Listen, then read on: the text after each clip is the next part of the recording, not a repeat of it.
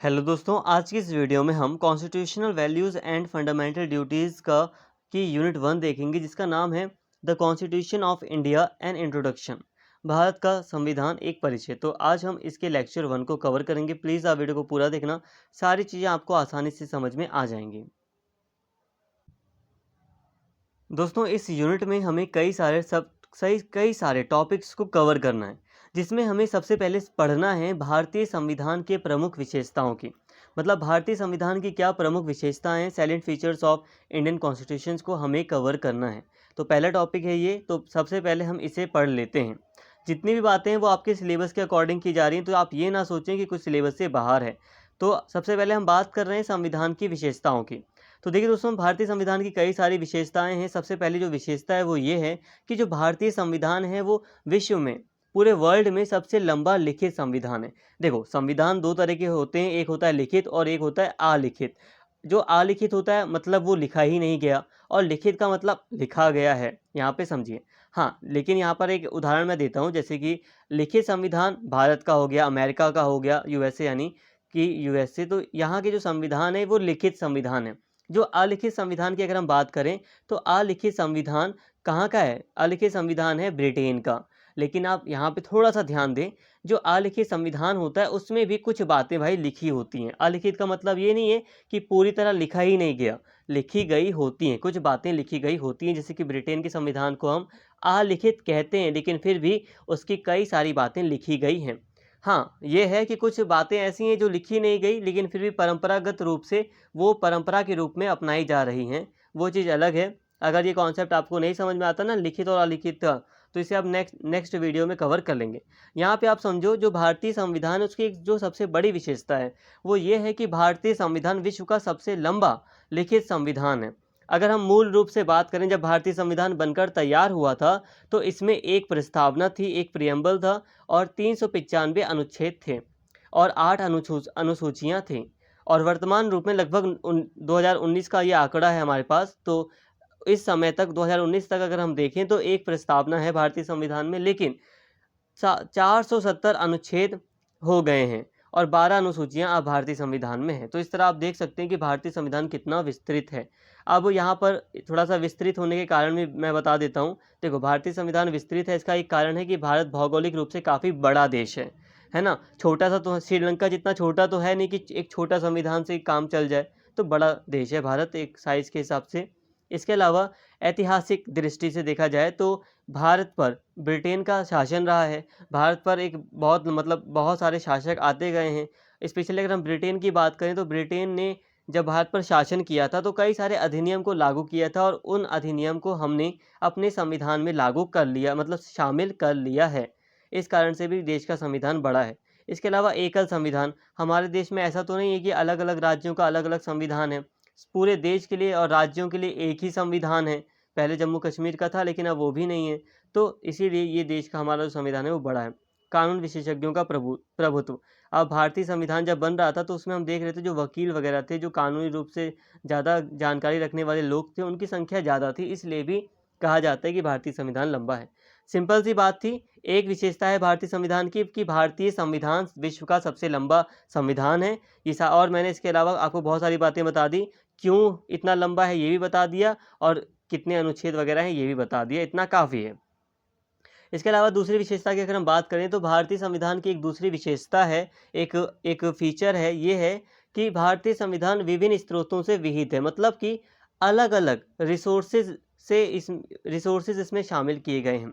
देखो, भारतीय शासन अधिनियम 1935 हो गया एक। इसके अलावा ऑस्ट्रेलिया का संविधान, ब्रिटेन का संविधान, रूस का संविधान, अमेरिका का संविधान, दक्षिण अफ्रीका का संविधान इत्यादि देशों के संविधानों से कई सारी बातें भारतीय संविधान में ली गई हैं, तभी जाकर भारतीय संविधान तैयार हुआ है। कहने का मतलब है कि अलग अलग स्रोत रहे हैं भारतीय संविधान के, अलग अलग संविधानों से भारतीय संविधान ने कई सारे प्रावधानों को शामिल किया है। ये इसकी एक विशेषता है। अब बात करते हैं नम्यता एवं अनम्यता का समन्वय। अब भारतीय संविधान की एक विशेषता ये भी है कि जो भारतीय संविधान है उसमें नम्यता और अनम्यता का समन्वय पाया जाता है। ये क्या है, इसको समझते हैं।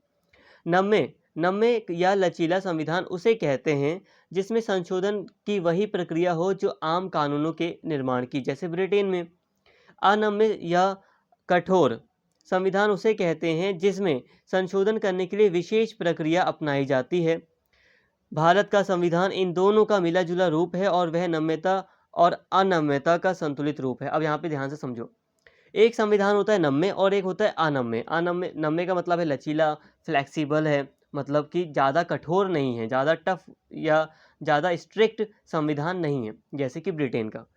जो नम्य संविधान होता है, जो कॉन्स्टिट्यूशन होता है, जो लचीला कॉन्स्टिट्यूशन होता है, वो क्या होता है, उसमें आसानी से संशोधन या बदलाव किए जा सकते हैं। उसमें जैसे कि जिस तरीके से आम तरीके से कानून बनते हैं वैसे ही संशोधन भी हो जाता है, जैसे कि ब्रिटेन में। मतलब कुल मिलाकर कहा जाए तो नम्य संविधान वो संविधान होता है जिसमें संशोधन आसानी से किया जा सकता है, उसमें बदलाव आसानी से हो सकता है। लेकिन अनम्य संविधान इसका बिल्कुल उल्टा है। अनम्य या जो कठोर संविधान होता है उसमें संशोधन या बदलाव करने के लिए एक विशेष प्रक्रिया अपनाई जाती है जो कि काफ़ी टफ होती है। तो अगर हम बात करें ब्रिटेन की, तो ब्रिटेन में हम देखते हैं कि नम्य संविधान है। जो वहाँ का संविधान है वो नम्य है, मतलब लचीला है, उसमें आसानी से बदलाव होते रहते हैं और आसानी से कानून बना दिए जाते हैं, आसानी से बदलाव हो जाते हैं। ये नम्य संविधान है। अगर हम यूएसए का संविधान देखें तो वो कठोर संविधान है, उसमें आप बदलाव आसानी से नहीं कर सकते। यूएसए के संविधान में बहुत ज़्यादा टफ है वो। लेकिन जब हम भारत की बात करते हैं तो भारत में हमें दोनों ही दिखाई देते हैं। भारतीय संविधान हमें लचीला यानी कि नम्य भी दिखाई देता है और अनम्य भी दिखाई देता है। जैसे कि अगर हमें, जैसे कि बहुत सारे कानून हैं जिसमें संसद आसानी से संशोधन कर सकती है, लेकिन कई सारे कानून ऐसे हैं जिनमें संशोधन करने के लिए संसद को आधे राज्य के विधान मंडलों से भी अनुमति लेनी पड़ती है। मतलब कुल मिलाकर आप शॉर्ट में समझें कि भारतीय संविधान में नम्यता का गुण भी है और अनम्यता का गुण भी है, और दोनों का समन्वय भारतीय संविधान में पाया जाता है। कई सारे प्रावधान भारतीय संविधान के बहुत आसानी से बदले जा सकते हैं और कई सारे संविधान ऐसे हैं, मतलब प्रावधान भारतीय संविधान में ऐसे प्रावधान हैं जिसे आसानी से बदला नहीं जा सकता। तो दोनों का संतुलन पाया जाता है भारतीय संविधान में। तो ये 3 विशेषताएं थी, ठीक है। अभी हमने, तो भारतीय संविधान सबसे लंबा लिखित संविधान है, अलग अलग स्रोतों से लिया गया संविधान है ये, और इसमें नम्यता और अनम्यता का समन्वय यानी कि संतुलन पाया जाता है। इसके अलावा कई और विशेषताएं हैं, जैसे कि भारतीय जो संविधान है उसकी एक विशेषता है कि एकात्मकता की ओर झुकाव के साथ संघीय व्यवस्था। भारतीय संविधान में संघीय और एकात्मकता या गैर संघीय दोनों लक्षण विद्यमान हैं। भारत में केंद्र और राज्यों के बीच शक्तियों का बंटवारा है, यह भारत की संघीय व्यवस्था है। देखो दोस्तों, यहाँ पर ध्यान से समझो। अभी ये संघीय व्यवस्था के बारे में अभी आप आगे डिटेल में इसी चैप्टर में पढ़ेंगे, ठीक है। फेडरल सिस्टम या फेडरल रिपब्लिक के बारे में अभी आप आगे पढ़ेंगे।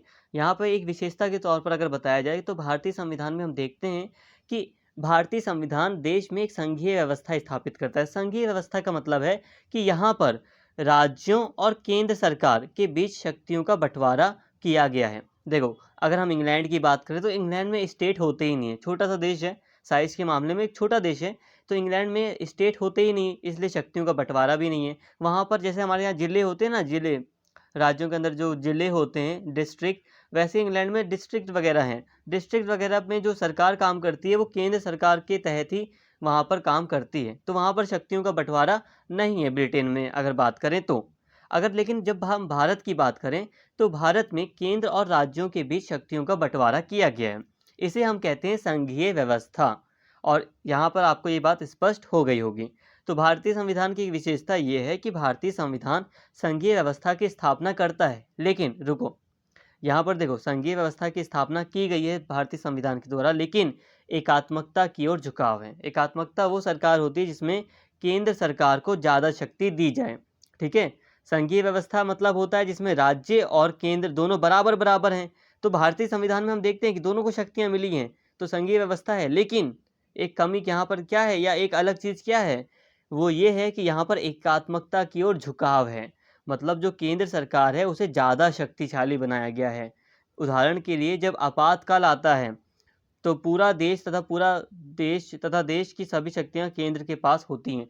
जब इमरजेंसी लागू कर दी जाए तो राज्यों का तो अस्तित्व ही खत्म हो जाता है और सारी शक्ति एक केंद्र सरकार के पास आ जाती है। तो ये है एकात्मकता की ओर झुकाव के साथ संघीय व्यवस्था, ये वाली चीज़ अभी आपको आगे और भी डिटेल में समझ में आएगी। अभी हम आगे एक डिटेल में टॉपिक पढ़ेंगे। अब इसके अलावा एक विशेषता है भारतीय संविधान की कि सरकार का संसदीय रूप। देखो, अगर हम अमेरिका की बात करें, यूएसए की, देखो मैं ये एग्जांपल क्यों दे रहा हूँ, दूसरी कंट्री का एग्जांपल इसलिए दिया जा रहा है ताकि आप कंपैरिजन करके समझ सकें। मैं कंफ्यूज नहीं कर रहा हूँ आपको, आप कंपैरिजन लेकर आप समझ सकते हैं बातों को। अगर हम यूएसए की बात करें तो यूएसए में प्रेसिडेंट्स मतलब प्रेसिडेंशियल सिस्टम पाया जाता है, राष्ट्रपति शासन वहाँ पे पाया जाता है। राष्ट्रपति शासन में क्या होता है कि प्रधानमंत्री का कोई अस्तित्व नहीं होता। लेकिन संसदीय शासन में क्या होता है, संसदीय शासन में दो लोग काम करते हैं। एक होता है राष्ट्रपति, जो कि एक होता है राष्ट्रपति और एक होता है प्रधानमंत्री। ध्यान से समझिए आप। सरकार का संसदीय रूप, भारतीय संविधान की एक विशेषता यह है कि भारतीय संविधान ने सरकार के संसदीय रूप को अपनाया है, जिसमें एक नाम मात्र का कार्यपालक होता है, यानी कि राष्ट्रपति, नाम मात्र की शक्ति होती है राष्ट्रपति के पास, और एक वास्तविक कार्यपालक होता है, यानी कि एक प्रधानमंत्री, जिसके पास हकीकत में सारी शक्ति होती है। तो यहाँ पर आप ध्यान से समझिए कि भारतीय संविधान ने संसदीय शासन को अपनाया है, ये उसकी एक विशेषता है। इसके साथ ही संसदीय सर्वोच्चता एवं न्यायिक सर्वोच्चता में समन्वय, मतलब ये समन्वय का मतलब संतुलन समझ लो, कोऑर्डिनेशन समझो, संतुलन। देखो, अगर हम अमेरिका में जाएंगे, आप अमेरिका चले जाओ तो आपको वहाँ पे पता है क्या मिलेगा, आपको मिलेगी न्यायिक सर्वोच्चता। क्या मिलेगी आपको? न्यायिक सर्वोच्चता। वहाँ का न्यायालय, जो अदालत है वहाँ की, वो सर्वोच्च है। अगर हम यूएसए को देखें तो यूएसए में जो अदालतें हैं, वहाँ का जो कोर्ट है, उसको संसद से भी ज़्यादा शक्तिशाली बनाया गया है। हालांकि संसद शक्तिशाली, लेकिन फिर भी अगर हम देखें तो वहाँ पर न्यायिक सर्वोच्चता ज़्यादा है, वहाँ पे न्यायिक सर्वोच्चता ज़्यादा है, जो न्यायालय है उसको ज़्यादा शक्तिशाली बनाया गया है। दूसरी तरफ अगर हम ब्रिटेन को देखें तो ब्रिटेन में संसद सर्वोच्च है, वहाँ पे न्यायपालिका से भी ज़्यादा शक्तिशाली संसद है। संसद ने जो कानून बना दिया वो कानून ही सब सर्वोच्च है, वो अपने आप में न्याय है। जैसे कि कहा जाता था कि राजा कभी भी गलत कानून नहीं बना सकता, ये मान्यता रही है ब्रिटेन में, और इसी के तहत संसद कोई कानून बनाती है तो वो गलत नहीं हो सकता, इसलिए न्यायालय भी उसको ज़्यादा मतलब उसको ख़त्म नहीं कर सकता। न्यायालय के पास ज़्यादा शक्ति नहीं है संसद के मुकाबले ब्रिटेन में। लेकिन जब हम भारत को देखते हैं तो भारत में ऐसा नहीं है। भारत में संसद भी सर्वोच्च है और न्यायपालिका भी सर्वोच्च है, और दोनों में ही क्या है? समन्वय। समन्वय का मतलब दोनों बराबर हैं, दोनों संतुलित हैं। कभी कभी आप देखोगे कि न्यायपालिका शक्तिशाली आपको दिखाई देगी भारत में, लेकिन दूसरी तरफ कभी कभी देखोगे कि संसद आपको ज़्यादा शक्तिशाली दिखाई देगी। कभी कभी आपको पता चलेगा कि न्यायपालिका ने कोई कानून रद्द कर दिया, लेकिन कभी कभी आपको पता चलेगा कि न्यायपालिका किसी कानून को रद्द नहीं कर पा रही है। मतलब ये है कि संसद भी भारत में सर्वोच्च है और न्यायपालिका भी सर्वोच्च है, इसलिए कॉन्फ्लिक्ट भी होता है दोनों में। लड़ाई मतलब एक तरह से कई बार आप देखोगे कॉन्फ्लिक्ट भी हो जाता है, लेकिन फिर भी दोनों अपने अपने एरिया में बिल्कुल ऊपर हैं, कोई किसी से कम नहीं। और यहाँ पर आप देखोगे कि इसी तरह यहाँ पे समन्वय पाया जाता है। ठीक है, भारत में संविधान की ये विशेषता है कि दोनों की सर्वोच्चता भारत में स्थापित की गई है। इसके साथ ही एकीकृत व स्वतंत्र न्यायपालिका। अब यहाँ पर देखिए, अमेरिका में आप जाओ, अब मतलब अमेरिका में अगर आप देखो तो वहाँ पे आप देखोगे स्टेट लेवल पर जो अदालतें हैं वो अलग हैं। जैसे कि हम अगर भारत की बात करें तो भारत में ऐसा नहीं है। भारत में यूपी में अगर कोई हाई कोर्ट है, इलाहाबाद हाई कोर्ट है, अगर वो कोई फैसला सुनाएगा तो वो जो सुप्रीम कोर्ट है उससे कनेक्ट है, और जो निचली अदालत है उससे कनेक्ट है। ऐसा नहीं कि जो निचली अदालत है वो अलग अलग मतलब कानूनों के आधार पर चल रही हैं, जो सुप्रीम कोर्ट है वो अलग कानूनों के आधार पर चल रहा है, हाई कोर्ट अलग कानूनों को फॉलो कर रहा है। नहीं, ये जो कानून फॉलो किए जा रहे हैं न्यायपालिका के द्वारा, चाहे वो निचली अदालत हो, चाहे वो हाई कोर्ट वगैरह हो, चाहे वो सुप्रीम कोर्ट हो, वो एक ही तरह का कानून फॉलो कर रहे हैं। और कानून फॉलो करते समय वो एक पिरामिड में बने हैं। यहाँ पे देखो, इसे एकीकृत का मतलब होता है एक पिरामिड। जैसे कि निचली अदालत के बाद आता है हाई कोर्ट, और हाई कोर्ट के बाद आता है सुप्रीम कोर्ट। देखो, सबसे ऊपर है सुप्रीम कोर्ट, फिर है हाई कोर्ट, और फिर है निचली अदालत। तो अगर निचली अदालत में कोई दिक्कत है तो आप हाई कोर्ट जाएंगे, हाई कोर्ट के बाद आप सुप्रीम कोर्ट जा सकते हैं। और ये अपने आप में एकीकृत है, यहाँ पर स्टेट कुछ नहीं करता, स्टेट के लिए कुछ अलग अलग नहीं है। अलग अलग ऐसा नहीं है कि यूपी की हाई कोर्ट अलग कानून के आधार पर फैसला सुना है, ऐसा कुछ भी नहीं। यहाँ पर एकीकृत और स्वतंत्र न्यायपालिका है। एकीकृत आपको समझ में आ गया, एक ही न्यायपालिका काम कर रही है। देखो, जो सुप्रीम कोर्ट है वो जब मर्जी तब कोई भी केस अपने अंडर में मांग सकता है। ये साफ साफ दर्शा रहा है कि वो एकीकृत है, पूरे भारत में एक ही न्यायपालिका है, चाहे वो निचली अदालत हो चाहे ये सब, मतलब सब कुछ मिला जुला कर एक ही है ये। इसका एक एग्जांपल सबसे अच्छा मैं यही दूंगा कि सुप्रीम कोर्ट तो चाहे अगर तो वो हाई कोर्ट से कोई भी मुकदमा अपने अंडर में ले सकता है। वो कह सकता है हाई कोर्ट से कि ये वाला केस मुझे सौंपो, मैं देखूंगा, इसे मैं हैंडल करूंगा। आप यूएसए चले जाओ, यूएसए के कॉन्स्टिट्यूशन में आप देखोगे कि ऐसा कुछ भी नहीं है। वहाँ पर जो स्टेट में जो वहाँ पर हाई कोर्ट वगैरह हैं वो अपने आप में बहुत ज़्यादा शक्तिशाली हैं। वहाँ पे फेडरल कोर्ट की ज़रूरत पड़ती है। तो वो बातें अलग है। यहाँ पे आप समझिए एकीकृत न्यायपालिका है भारत में, ठीक है, ये एक संविधान की एक विशेषता है। इसके अलावा सबसे जो बड़ी चीज़ है वो है स्वतंत्र। जो न्यायपालिका है वो स्वतंत्र है, वो पूरी तरह स्वतंत्र है, वो कैसा भी निर्णय दे सकती है संविधान के अकॉर्डिंग, मतलब कानूनों के अंतर्गत वो अपने लिए स्वतंत्र है, वो कैसा भी निर्णय दे सकती है, उस पर कोई दबाव नहीं है, वो सर्वोच्च है। मौलिक अधिकार, अब 6 मौलिक अधिकार भारतीय संविधान में दिए गए हैं। आप जानते हैं कि भारतीय संविधान की एक बहुत बड़ी विशेषता है कि भारतीय संविधान भारतीय नागरिकों को मौलिक अधिकार प्रदान करता है। मौलिक अधिकार का मतलब है कुछ फंडामेंटल राइट्स हैं, जैसे कि जो मानव के जीवन के लिए बहुत आवश्यक होते हैं। जैसे कि भारतीय संविधान की अगर हम बात करें तो समानता का अधिकार है, धार्मिक स्वतंत्रता का अधिकार, मतलब स्वतंत्रता का अधिकार, समानता का अधिकार और दूसरे कई सारे अधिकार हैं। इसके अलावा उपचार का अधिकार, मतलब संवैधानिक उपचार का मतलब हम कोर्ट में जा सकते हैं अपने मौलिक अधिकार के उल्लंघन के बाद। अगर कोई मौलिक अधिकार का उल्लंघन करता है तो हम न्यायालय में जा सकते हैं। इसके अलावा भारतीय संविधान की एक विशेषता है कि भारतीय संविधान में राज्य के नीति निर्देशक तत्वों को शामिल किया गया है। राज्य के नीति निर्देशक जो तत्व हैं उन्हें हम शॉर्टकट में डीपीएसपी कहते हैं। डीपीएसपी का मतलब होता है directive principles of state policy. Directive principles of state policy, अब इसका मतलब क्या है? देखिए, यहाँ पर भारतीय जो सरकार है उसको कुछ निर्देश दिए गए हैं। जो डीपीएसपी है ये, इसके अंतर्गत जो जो भी आप देखोगे अनुच्छेद हैं, कानून हैं, वो सरकार को निर्देश देते हैं कि सरकार को ऐसे ऐसे कार्य करने हैं।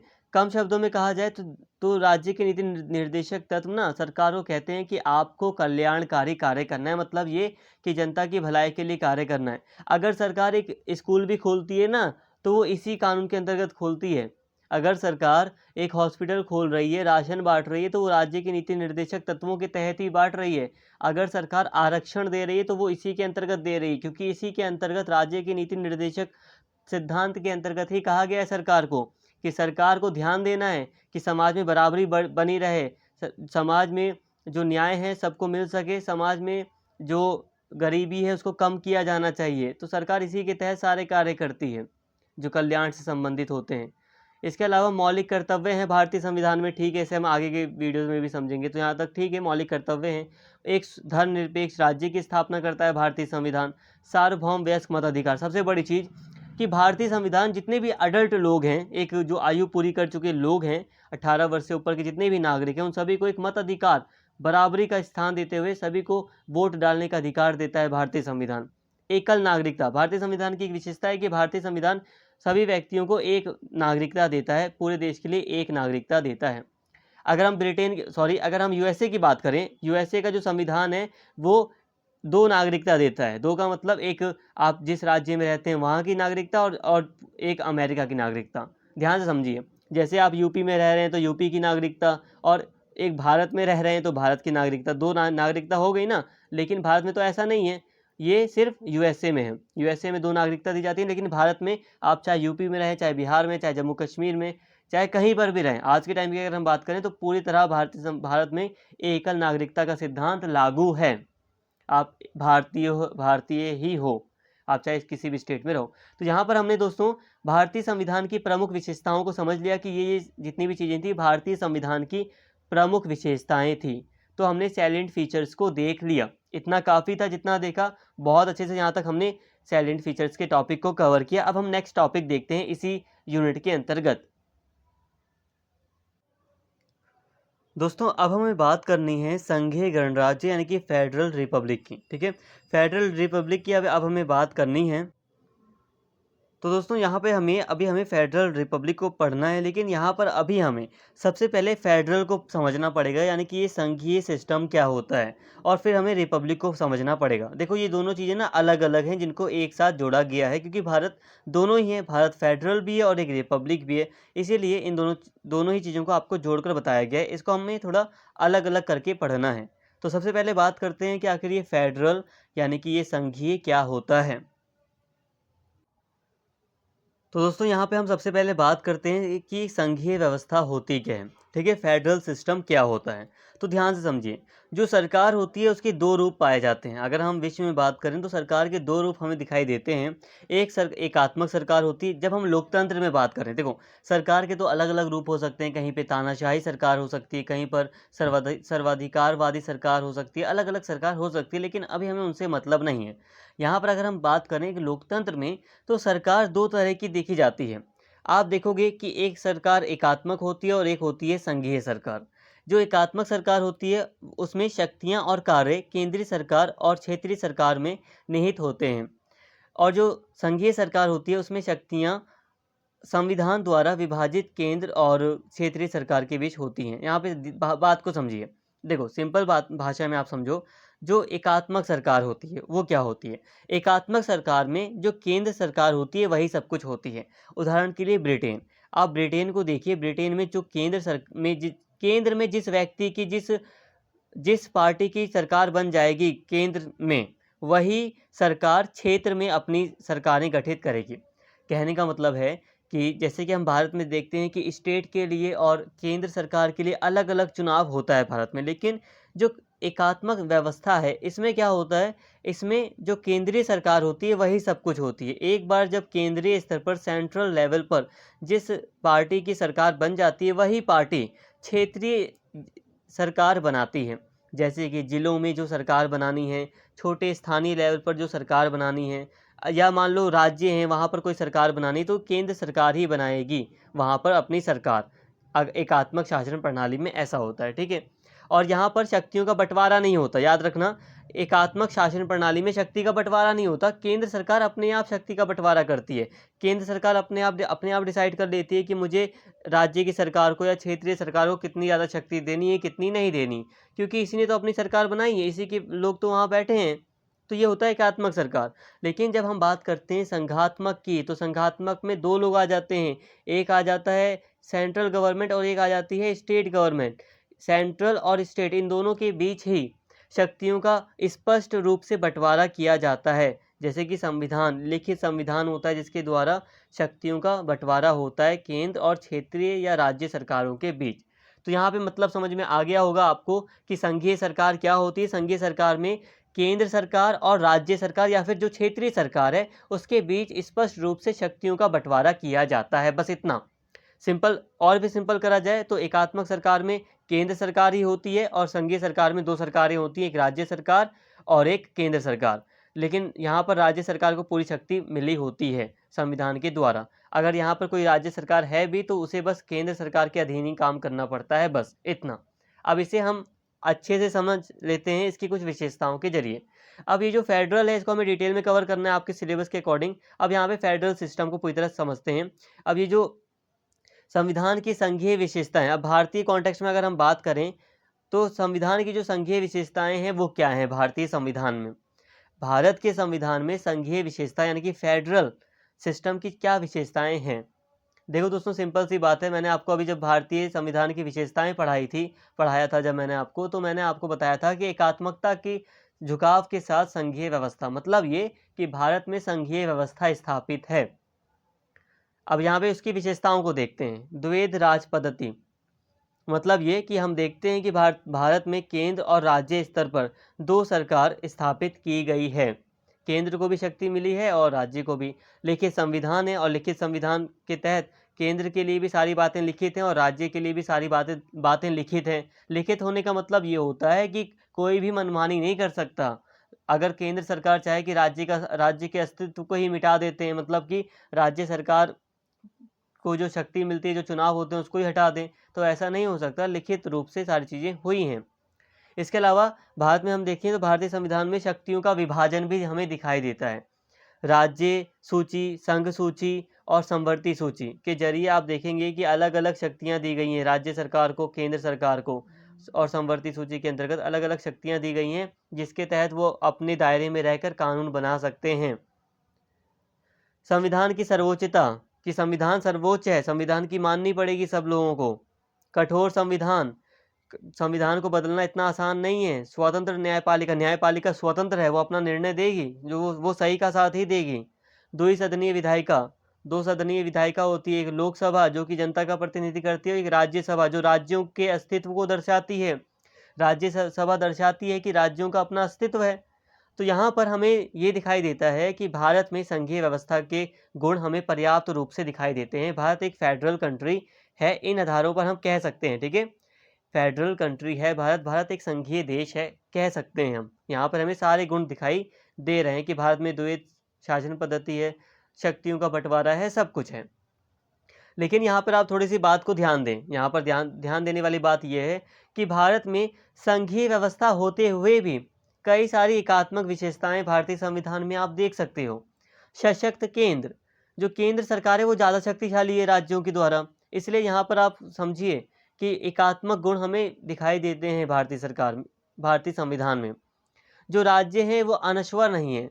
अनश्वर का मतलब ये है कि ऐसा नहीं है कि राज्यों के अस्तित्व को ख़त्म नहीं किया जा सकता। आपने देखा है कि मध्य प्रदेश को काट कर छत्तीसगढ़ बनाया गया, बिहार को काट कर झारखंड बनाया गया। तो ये क्या है? इसका मतलब है कि ऐसा नहीं है कि राज्य अमर हो गए, तो यहाँ पर राज्य अमर नहीं है। इसके अलावा एकल संविधान, पूरे देश के लिए एक संविधान है। संविधान का लचीलापन, संविधान लचीला भी है, संसद आसानी से राज्य का नाम बदल सकती है। राज्य प्रतिनिधित्व में समानता का अभाव, आपातकालीन उपबंध, एकल नागरिकता, एक नागरिकता मिलती है, राज्य की नागरिकता नहीं मिलती। एकीकृत न्यायपालिका, न्यायपालिका एक है, यूपी में कोई निर्णय मतलब कोई मुकदमा चल रहा है तो उसको न्यायपालिका अपने अंडर में ले लेती है, सुप्रीम कोर्ट अपने अंडर में ले लेता है। कर्नाटक में कोई केस है तो सुप्रीम कोर्ट ले लेगा अपने अंडर में उसको। अखिल भारतीय सेवाएं, जो IAS IPS की जो सेवाएं हैं वो क्या हैं? केंद्र सरकार के प्रभुत्व को दर्शा रही हैं। अब यहाँ पे ध्यान से समझो मैं कहना क्या चाहता हूँ। कहने का मतलब है कि यहाँ पर हमने फेडरल को पढ़ा कि भारत एक संघीय देश रहा है, या संविधान में हमें संघीय गुण देखने को मिलते हैं, लेकिन साथ में हमें एकात्मक विशेषताएं भी मिलती हैं देखने को।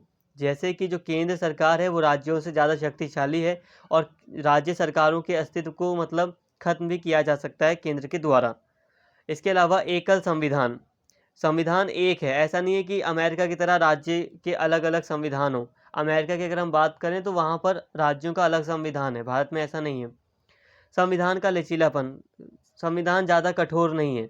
राज्य प्रतिनिधित्व में समानता का अभाव, अगर हम देखें तो राज्यों के प्रतिनिधित्व में समानता का अभाव है। त्रिपुरा को ले लो और आप महाराष्ट्र यूपी को ले लो, अलग अलग प्रतिनिधित्व आपको राज्यसभा में देखने को मिलेगा। आपातकालीन उपबंध, जब इमरजेंसी लागू होती है तो केंद्र सरकार ही सर्वोच्च हो जाती है, राज्यों का अस्तित्व भी हमें दिखाई नहीं देता। एकल नागरिकता, पूरे देश में एक नागरिकता दी जाती है, चाहे आप यूपी के हो, गुजरात के हो, महाराष्ट्र के हो, कोई फर्क नहीं पड़ता, आप भारतीय हो। तो मतलब केंद्र सरकार, जो एकात्मकता का गुण है, एकात्मकता यानी कि एकता का जो ये गुण है वो ज़्यादा है, ठीक है, यहाँ पे ये दिखाई देता है। आप यहाँ पे देखिए अखिल भारतीय सेवाएं, IAS IPS की सेवाएं क्या हैं? IAS की सेवाएं क्या हैं? IAS को ट्रेनिंग देती है कि सेंट्रल गवर्नमेंट, और वो काम करता है राज्य सरकार के अंडर में। लेकिन वो एक तरह से उसकी मतलब IAS को कौन सस्पेंड कर सकता है? मतलब सस्पेंड नहीं, कौन डिसमिस कर सकता है? केंद्र सरकार ही कर सकती है। राज्य सरकार के पास ज़्यादा मतलब पावर नहीं होती। राज्य सरकार IAS को सस्पेंड नहीं कर सकती, ना डिसमिस कर सकती है, वो बस उसका तबादला कर सकती है। तो इस तरह IAS हो गए, या जो ये अखिल भारतीय सेवाएं हैं, इसके तहत केंद्र सरकार पूरे राज्य में, पूरे देश में नियंत्रण स्थापित करके रखती है।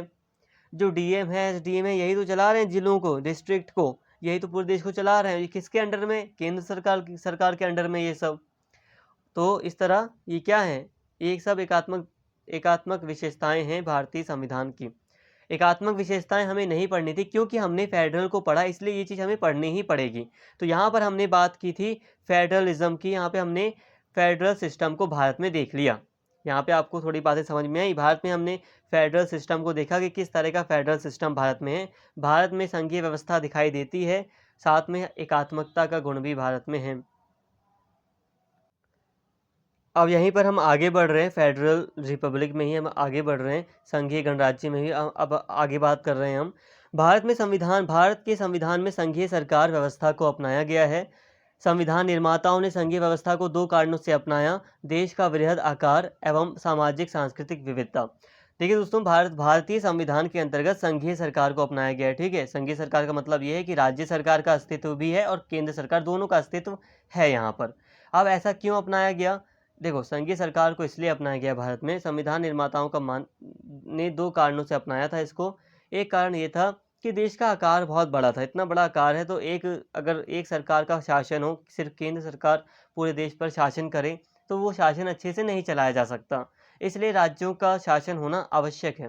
इसके अलावा सामाजिक सांस्कृतिक विविधता। अब देखिए, अब केंद्र में जो सरकार है वो मुख्य रूप से जो उत्तर भारत के लोग हैं उनका प्रभुत्व रहता है।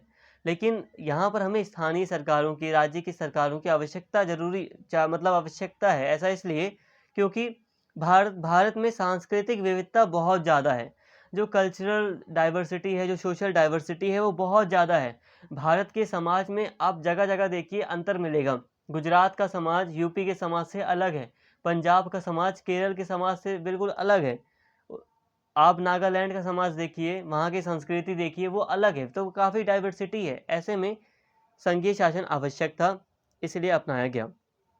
अब ये जो भारतीय संघीय व्यवस्था है वो कनाडाई मॉडल पर आधारित है। एक सशक्त केंद्र के होने के आधार पर कनाडाई मॉडल अमेरिकी मॉडल से सर्वथा भिन्न है।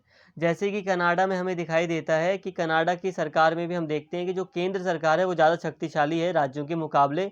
उसी तरह भारत में भी हमें कनाडाई मॉडल दिखाई दे रहा है, क्योंकि भारत में भी केंद्र सरकार राज्यों के मुकाबले शक्तिशाली है।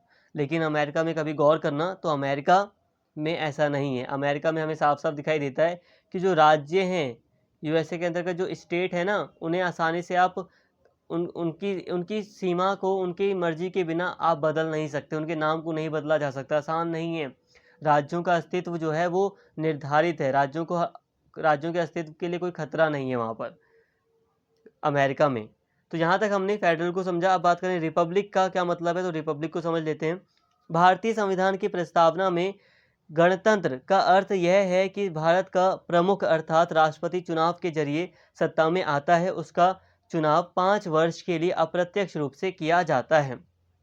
देखिए दोस्तों, भारत में अगर हम गणतंत्र की बात करें तो गणतंत्र का क्या मतलब होता है? गणतंत्र का मतलब है कि देश का जो सर्वोच्च व्यक्ति है वो चुनाव के जरिए अपने पद पर आता है। जैसे कि हमारे देश का सबसे सर्वोच्च नागरिक या सर्वोच्च व्यक्ति, सबसे बड़ा व्यक्ति या सबसे बड़ा जो प्रमुख व्यक्ति है वो कौन है भारत का? वो है भारत का राष्ट्रपति। वो कैसे आया है? क्या वो उत्तराधिकार के तौर पर राष्ट्रपति चुना जाता है? नहीं, चुनाव के जरिए। तो गणतंत्र का मतलब होता है जब किसी देश का प्रमुख, सबसे बड़ा व्यक्ति, सबसे जो पावरफुल, या जो पावरफुल तो नहीं है वैसे, ज़्यादा शक्तिशाली तो नहीं है राष्ट्रपति, लेकिन फिर भी नाम मात्र की ही शक्ति सही, लेकिन सबसे सर्वोच्च है राष्ट्रपति हमारे लिए। ठीक है, तो जो सबसे सर्वोच्च व्यक्ति है, अगर वो चुनाव के जरिए चुना जाता है किसी भी देश में, तो हम उसको गणतंत्र कहते हैं। रिपब्लिक क्या कहते हैं? रिपब्लिक कहते हैं, रिपब्लिकन स्टेट। चाहे वो अप्रत्यक्ष चुनाव हो, चाहे वो प्रत्यक्ष चुनाव हो। तो भारत में हम देखते हैं कि 5 वर्ष के लिए अप्रत्यक्ष चुनाव के जरिए राष्ट्रपति का चुनाव होता है, इसलिए भारत एक गणतंत्र है। गणतंत्र के अर्थ में 2 और बातें शामिल हैं। पहली यह है कि राजनीतिक संप्रभुता, कि किसी एक व्यक्ति जैसे राजा के हाथ में होने की बजाय लोगों के हाथ में होती है, और दूसरी किसी भी विशेषाधिकार प्राप्त वर्ग की अनुपस्थिति। इसलिए हर सार्वजनिक कार्यालय बगैर किसी भेदभाव के प्रत्येक नागरिक के लिए खुला होगा। देखो, गणतंत्र में 2 और मीनिंग शामिल हैं, 2 और अर्थ हैं गणतंत्र के यहाँ पर। एक अर्थ ये है कि यहाँ पर जो शक्ति है वो जनता के हाथ में रहेगी। गणतंत्र में क्या होता है, जो शक्ति होती है वो जनता के हाथ में होती है, लोगों के हाथ में होती है सारी पावर। ऐसा नहीं है कि वो राजा है कोई तो सारी पावर उसके अंदर में होगी, नहीं, जनता के पास होती है सारी पावर। और दूसरी चीज़, विशेषाधिकार वर्ग नहीं होता। जैसे हम देखते हैं जब भारत में जब लोकतंत्र नहीं था, जब भारत गणतंत्र नहीं था, तो हम देखते हैं कि कई सारे राजा महाराजाओं को, कई सारे जो ऊंचे वर्ग के लोग थे, ब्रिटिश शासन में हम देखें, कॉलोनियलिज्म के टाइम पर अगर हम देखें, जब भारत उपनिवेशवाद था ब्रिटेन का, तो उस समय भी हम देखते हैं कई सारे विशेषाधिकार प्राप्त वर्ग थे। जो अमीर लोग थे उन्हें विशेषाधिकार दिया गया था। कई सारे जो विशेषाधिकार वर्ग था उसे वोटिंग राइट भी दिए गए थे अंग्रेजों के टाइम पर। तो अब भारत में गणतंत्र बनने के बाद ये सारी चीज़ें नहीं रही। सारी शक्ति जनता के हाथ में रहती है गणतंत्र के अंतर्गत, और कोई विशेषाधिकार प्राप्त वर्ग नहीं होता। ऐसा कोई क्लास या वर्ग नहीं होता जिसके पास एक्स्ट्रा पावर हो। चाहे अमीर हो या गरीब, सब समान हैं। तो यहाँ पर दोस्तों हमने यहाँ पर पूरी तरह संघीय गणराज्य को समझ लिया। ठीक है, एक संघीय गणराज्य क्या होता है, एक फेडरल रिपब्लिक क्या होता है, इसको हमने समझ लिया है। उम्मीद करता हूँ सारी बातें यहाँ तक आपको समझ में आई होंगी। सिंपल है, जो भारत है वो संघीय गणराज्य है। हम देखते हैं कि भारत में राज्य और केंद्र स्तर पर अलग अलग सरकारें हैं, संविधान के द्वारा दोनों को शक्तियां दी गई हैं, और भारत एक रिपब्लिक स्टेट है जहां पर चुनाव के जरिए देश का प्रमुख व्यक्ति यानी कि राष्ट्रपति चुनकर आता है। ठीक है, यहाँ पर हमने समझ लिया इन बातों को, और अब हम बात करते हैं विधि का शासन यानी कि कानून का शासन का क्या अर्थ है। ये आपको पढ़ना है, आपके सिलेबस में दिया गया है, कानून का शासन, विधि का शासन। इसको भी आपको समझना है कि अभी अब इसका क्या अर्थ होता है। विधि का शासन या कानून, विधि मतलब कानूनी बनाना होता है। ठीक है, कानून या विधि कह लो, दोनों का मतलब एक ही है। विधि शासन या कानून का शासन, रूल ऑफ लॉ का अर्थ है कि कानून सर्वोपरि है तथा वह सभी लोगों पर समान रूप से लागू होता है। देखिए दोस्तों, सबसे ज़्यादा इंपॉर्टेंट यही वाली लाइन है आप लोगों के लिए, आपको समझने के लिए। रूल ऑफ लॉ, आपको कहा गया है आपके सिलेबस में कि आपको रूल ऑफ लॉ पढ़ना है। What is the meaning of rule of law, मतलब कानून के शासन का क्या मतलब होता है, विधि का शासन क्या है। तो सिंपल सी बात है, कानून का शासन का मतलब यह है कि जहाँ पर कानून का शासन स्थापित हो, मतलब कानून सर्वोच्च है। जैसे कि भारत में अगर हम बात करें तो कानून सर्वोच्च है, या कानून, रूल ऑफ लॉ का मतलब यही है कि कानून का शासन, मतलब कानून से ऊपर कोई भी नहीं है, कोई भी व्यक्ति, कोई भी पोस्ट कानून से ऊपर नहीं है, सब लोग कानून के अंडर में आते हैं। कानून से ऊपर जाकर कोई भी व्यक्ति काम अगर करेगा तो उसको सज़ा मिलेगी, उसको पनिशमेंट मिलेगी, और कानून के सामने सभी लोग समान हैं। ये होता है रूल ऑफ लॉ। ये नहीं है कि अंबानी कानून के सामने आएगा तो उस कानून उसको अलग तरीके से ट्रीट करे। कानून के आगे सभी व्यक्ति समान हैं, चाहे वो गरीब हो, चाहे अमीर हो, चाहे वो कोई ऑफिसर हो, चाहे वो ऑफिसर ना हो, सब लोग क्या हैं, समान हैं। ये होता है कानून का शासन। ये आपको कीवर्ड के रूप में यहाँ पे आपको समझना था, मैंने आपको समझा दिया, इतना सिंपल है, समझ में आ गया। अब गहराई से समझते हैं, जो थोड़ा सिंपल नहीं लगेगा आपको लेकिन फिर भी समझ में आएगा। अब गहराई में अगर हम जाएं तो रूल ऑफ लॉ क्या है, तो रूल ऑफ लॉ में कई सारी बातें शामिल हैं। सबसे पहले एक बात बताऊंगा कि एक विद्वान है A.V. डायसी। A.V. डायसी एक विद्वान है जिनका नाम आप बहुत सुनेंगे कानून के शासन के तहत। देखो, इन्होंने कानून का शासन समझाने की बहुत ज़्यादा कोशिश की है, इसीलिए इन्हीं के विचारों को काफ़ी ज़्यादा शामिल किया जाता है। ये ब्रिटेन के एक विद्वान रहे हैं। अब कानून का शासन क्या है, वापस से इस पर आते हैं। अब कानून के शासन में कई सारी बातें शामिल हैं, जैसे कि पहली बात जो है वो है कानून की सर्वोच्चता, सुप्रीमेसी ऑफ लॉ। यह कानून की सर्वोच्चता को दर्शाता है कि देश में कानून सर्वोच्च है, कानून से ऊपर कुछ भी नहीं। डायसी के अनुसार कानून के शासन का अर्थ मनमानी शक्ति या व्यापक विवेकाधीन का मतलब होता है बिना बुद्धि के। ठीक है, बिना बुद्धि के, बिना सोच समझकर। शक्ति के प्रभाव, विवेकाधीन शक्ति के प्रभाव के विपरीत पूर्ण वर्चस्व या नियमित कानून की प्रबलता है। इसका अर्थ है सरकार की ओर से मनमानी के अस्तित्व का बहिष्कार। समझाऊंगा भी, वेट कीजिए। संक्षेप में इसका मतलब यह है कि किसी भी व्यक्ति को कानून की उचित प्रक्रिया के अलावा देश की सामान्य अदालतों के समक्ष सामान्य कानूनी तरीके से स्थापित कानून के उल्लंघन के अलावा गिरफ्तार, दंडित या कानूनी रूप से शरीर या सामान के लिए पीड़ित नहीं बनाया जा सकता है। यहाँ पे बात को समझिए। कानून का शासन में, रूल ऑफ लॉ में कई बातें शामिल हैं। सबसे पहली चीज़ है कानून की सर्वोच्चता। कानून की सर्वोच्चता का मतलब यही है कि जो कानून है वो सबसे ऊपर है, कानून सर्वोच्च है, कानून से ऊपर कोई भी व्यक्ति या पद नहीं है।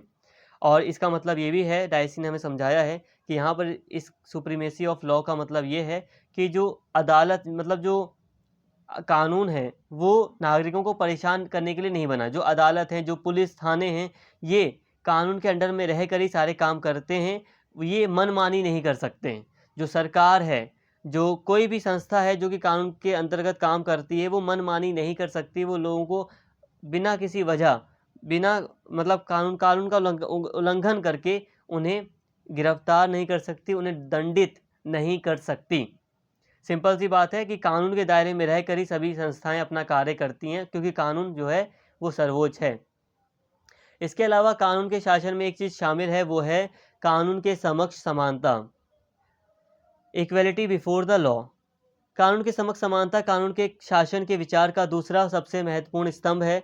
दूसरे शब्दों में स्थिति की परवाह किए बिना प्रत्येक व्यक्ति नियमित कानून के अधीन है और सामान्य न्यायालय के अधिकार किसी विशेष न्यायालय के अधीन नहीं है। विशेष कानून और विशेष अदालतें समतावादी आदर्शों के लिए खतरा हैं। सभी के पास कानूनों का एक समान समूह होना चाहिए और समान सिविल न्यायालयों द्वारा न्याय निर्णय किया जाना चाहिए। अब इसे समझिए, सिंपल बातें हैं। कानून के समक्ष समानता, इक्वलिटी बिफोर द लॉ का मतलब है कि कानून के सामने सभी व्यक्ति समान हैं, चाहे वो व्यक्ति गरीब हो, चाहे अमीर हो, कोई भी व्यक्ति हो, चाहे वो सरकारी व्यक्ति हो, चाहे आम व्यक्ति हो, सभी कानून के आगे समान है। कोई भेदभाव नहीं किया जा सकता कानून के आधार पर। ठीक है, न्यायालय में ऐसा नहीं होगा कि किसी व्यक्ति के पास विशेष अधिकार प्राप्त हो, किसी के पास नहीं। न्यायाधीश निर्मित संविधान। अब यहाँ पर एक चीज़ बताई गई है कि जो रूल ऑफ लॉ होता है ना, वहाँ पर न्यायाधीश निर्मित संविधान होता है। इसका थोड़ा मतलब आप समझिए, कंफ्यूज मत होना। इसके वर्ड पर जाओगे तो कंफ्यूज हो जाओगे। ठीक है, कंफ्यूज ना होने के लिए पूरा समझें। जो डायसी है, इसने स्वतंत्रता के गारंटर के रूप में कानून की अदालतों की भूमिका पर जोर दिया और सुझाव दिया कि अधिकारों को पर्याप्त रूप से सुरक्षित किया जाएगा यदि वे कानून की अदालतों में कानून लागू करने योग्य हों, ना कि एक दस्तावेज में उन अधिकारों की घोषणा के द्वारा। देखो, यहाँ पे कहा जा रहा है कि एक कानून तभी कानून माना जाएगा जब उसे न्यायालय में, अदालत में सही रूप से लागू किया जाए। ऐसा नहीं कि आपने कानून लिख दिया एक कागज़ पर और वो कागज़ पर ही बनकर सिमट कर रह जाए। हकीकत में वो लागू होना चाहिए सही से, कानून के दायरे में ही काम होना चाहिए। और जो न्यायाधीश हैं वो कानून की व्याख्या करें, वो सही व्याख्या करें, वो स्वतंत्रता की गारंटी लें।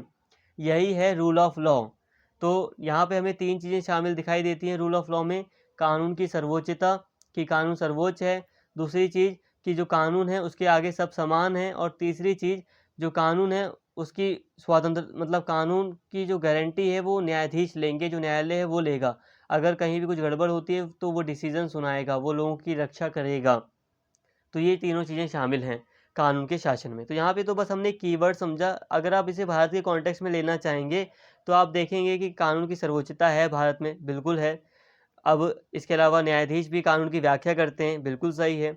इसके अलावा कानून के आगे सभी समान हैं, ये भी भारत में बिल्कुल सही है। लेकिन यहाँ पे थोड़ा सा अपवाद है, एक्सेप्शन है। अपवाद का मतलब आप देखिए, जो राष्ट्रपति है, राष्ट्रपति है भारत का, उसको कई सारे विशेषाधिकार, प्रिविलेजेस प्राप्त हैं। वो अपने कार्यकाल के दौरान अदालत में उसके खिलाफ कोई मुकदमा नहीं चलाया जा सकता। जो राज्यपाल है उसको कई सारे विशेषाधिकार प्राप्त हैं। तो वो एक्सेप्शन है, वो अपवाद है, उसको छोड़कर equality before the law Bharat में भी पाई जाती है। ठीक है, जो दूसरे देश के जो राजदूत हैं उनके ऊपर अगर आपको कोई कार्यवाही करनी है तो उनके लिए थोड़ा अलग प्रोसीजर होगा। सेना से संबंधित कोई व्यक्ति है जिसके ऊपर कोई मुकदमा चलाना है, तो उसके लिए अलग से अदालत बनाई जाती है, न्यायालय बनाए जाते हैं जहाँ पर अलग से सुनवाई उसकी होती है। तो ये कुछ अपवाद हैं भारत के अंतर्गत, रूल ऑफ लॉ के अंतर्गत। बट हाँ, भारत में भी रूल ऑफ लॉ है, हम देखते हैं, लेकिन थोड़े बहुत अपवाद हैं। यहाँ तक आपको सारी बातें क्लियर हो गई होंगी। और अब वीडियो काफ़ी बड़ी हो चुकी है, इसीलिए वीडियो को मैं यहीं पर स्टॉप कर रहा हूँ। ज़्यादा बड़ी वीडियो हो सकता है कन्फ्यूजिंग हो जाए, कन्फ्यूज़न क्रिएट करे। अब आगे के टॉपिक को हम कवर करेंगे, इसीलिए आप आगे की वीडियो ज़रूर देखना प्लीज़। अगर आपको वीडियो अच्छी लगी हो तो एक कमेंट करके अपना फीडबैक ज़रूर दें, और आगे की वीडियो कनेक्टेड हैं इससे तो उनको भी ज़रूर देख लें। उम्मीद करता हूँ वीडियो पसंद आई होगी। अगर आपको वीडियो अच्छी लगी हो तो प्लीज़ चैनल को सब्सक्राइब कर लें और इस वीडियो को ज़्यादा से ज़्यादा शेयर करें और लाइक करें। Thank you.